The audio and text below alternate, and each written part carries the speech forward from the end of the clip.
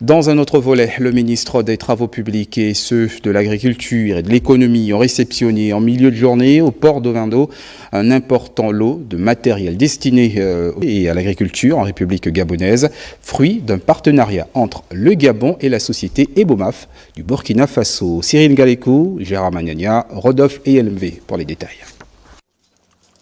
C'est du matériel lourd, composé de chargeurs, camions, niveleuses, entre autres, que le général de division Flavien Zenguizundu réceptionne ici, accompagné de ses collègues, en présence du partenaire, le burkinabé Ebomaf, et répond à la volonté des plus hautes autorités de la transition de doter le pays du matériel adéquat pour l'entretien du réseau routier national. Malgré le retour des pluies dans quelques semaines, nous avons du matériel pour commencer à nous attaquer de façon significative à la problématique de l'entretien de la route en terre. Pour le général de division, cette acquisition, la première d'un lot de 3, pourra obéir à une programmation bien étudiée. En s'adossant sur la priorité des routes nationales.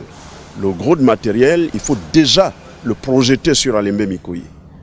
Parce que ce sont les provinces du Haut-Ogooué et de l'Ogooué-Lelo, les capitales, qui restent encore à atteindre sur la base d'un linéaire de plus de 308 km qui reste encore en terre. Dans une approche concertée et de multiplication des partenariats, le Gabon s'est appuyé sur un géant africain dans le domaine des travaux routiers avec un financement de plusieurs milliards de francs CFA. Nous avons fait le choix de travailler avec un partenaire africain.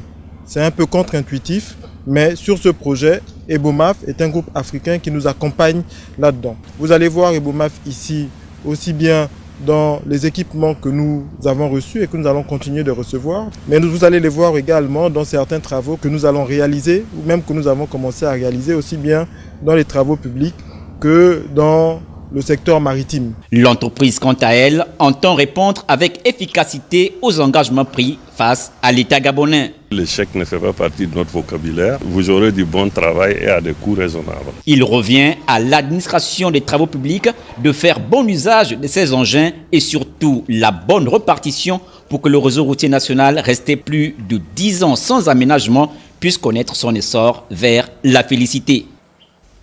Et avec Césarine Andem, Flora Zonabosso et Pierre Claverella, on parle d'une autre dotation, cette fois au Laboratoire national vétérinaire du Gabon. Il s'agit d'un lot de matériel et d'équipements composé d'échographes, de lecteurs ELISA, de réfrigérateurs de labo et bien d'autres, en présence du secrétaire général adjoint du ministère de l'Agriculture, en placement du ministre de tutelle Jonathan Inyumba Empêché. Reportage. Le Gabon ayant enregistré 2 épisodes de grippe aviaire et de peste porcine africaine en 2022, les études ont révélé que les services vétérinaires n'étaient pas suffisamment équipés pour prévenir, détecter et répondre aux maladies animales. D'où cette dotation de matériel et d'équipement du Laboratoire national vétérinaire du Gabon.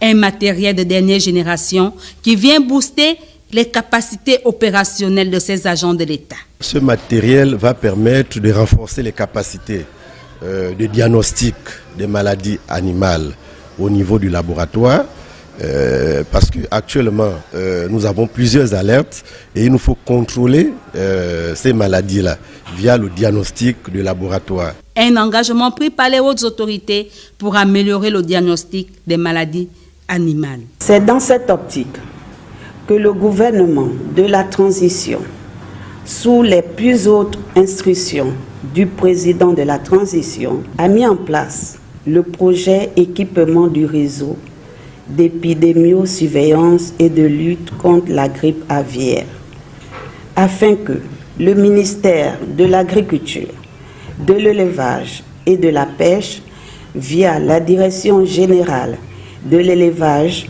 se dote des outils efficaces pour le contrôle et l'éradication des maladies animales. L'échographie vétérinaire avec 2 sondes, convexes et rectales, va permettre au laboratoire de poser le diagnostic, la gestation des animaux de compagnie.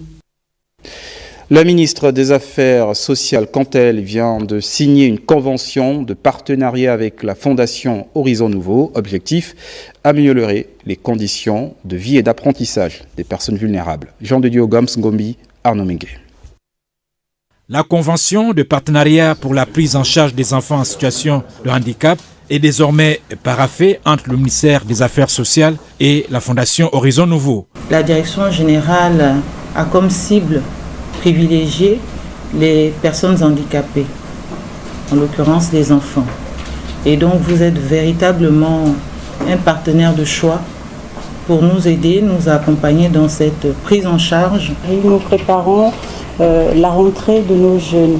Et c'était vraiment fondamental que nous puissions avoir ce cadre de collaboration. Comme vous le savez si bien, nous travaillons avec un public spécifique. À travers cette signature, la patronne de ce département ministériel se réjouit de cette concrétisation. Je voudrais donc compter sur le professionnalisme de toutes les parties impliquées dans la mise en œuvre pour offrir à nos enfants vulnérables toutes les opportunités de trouver la joie et la gaieté d'apprendre, de vivre et de s'adapter à un monde plein de défis d'autonomisation.